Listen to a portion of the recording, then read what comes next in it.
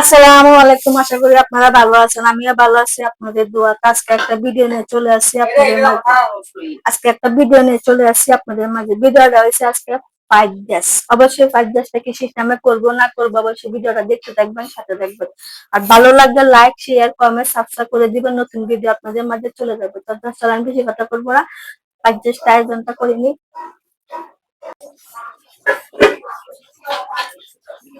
দেশকিটা বসায় দিছি এখানে। এখানে আছে গাজর, তারপর আছে লব্ধ ছই, এটা হাফ সিদ্ধ দিব, সিদ্ধ করে নিব সবগুলা একসাথে দিয়া। ভাতটা আমি আগে বসায় দিয়েছিলাম, কেন চুলাটা পাইলে ছিল না, তার জন্য। যে ভাত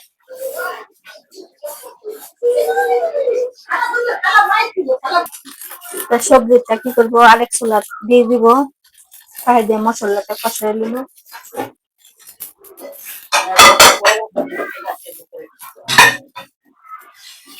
দেশকিটা বসায় দিচ্ছি, গরম হোক। এক চামচ ঘি,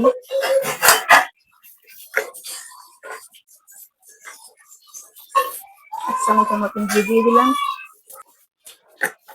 অল্প করে সাদা তেল,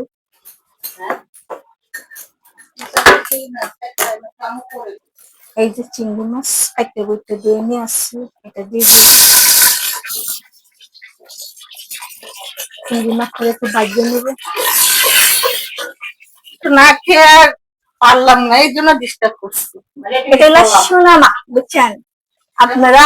অবশ্যই হ্যাঁ, সোনামা আমাকে বেশি বেশি থাকতে হবে। আমি চিংড়ি মাছটা কিছুক্ষণ ভাজিয়ে নিচ্ছি, এখন পেঁয়াজ আর কাঁচামরিচটা দিয়ে দিব। এটা একটু হালকা ভাজিয়ে নেব। সাথে আমার আমার ভাবি আছে, স্পেশালের ভাবি। দেখছেন আপনার ভাবি কথা বলছেন, আপনি কিছু বলেন।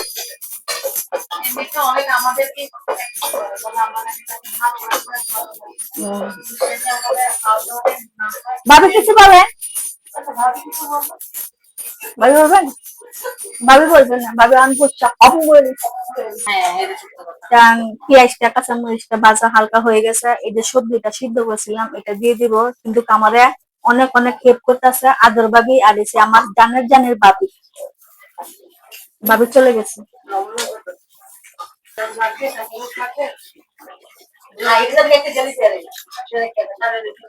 অল্প করবে, অল্প করবে সয়া সস,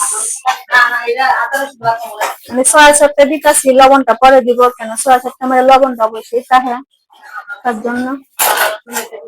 অল্প করবে গোলমরিচ,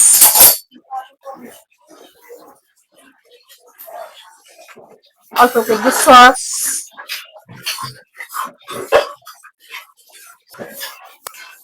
আমার এগুলা সবকিছু ভাজা হয়ে গেছে।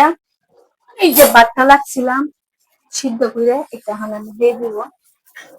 বিসমিল্লাহ।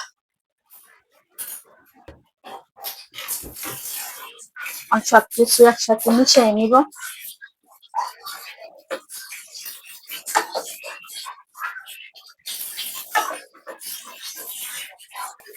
তো সবকিছু মিশিয়ে লাইছি, এখন ঢাকনাটা দিয়ে দিব, কিছুক্ষণ থাকুক আস্তে আস্তে।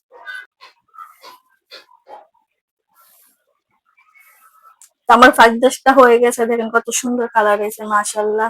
অবশ্যই আপনারা এই সিস্টেমে করবেন, করে খাইবেন, বা মেহমান আসলে বা বিকালে নাস্তা হিসাবে করতে পারবেন। চিকেন ভাজিয়ে, চিকেনটা বাদ দিয়ে চিকেনটা বাজারে দেখাতে পারি নাই, এটার জন্য সরি। অবশ্যই অবশ্যই এই সিস্টেমে করবেন, আর যদি ভালো লাগে তাহলে এই হন ভালো থাকেন, সুস্থ থাকেন।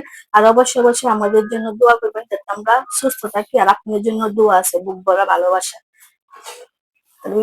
আসসালামু আলাইকুম।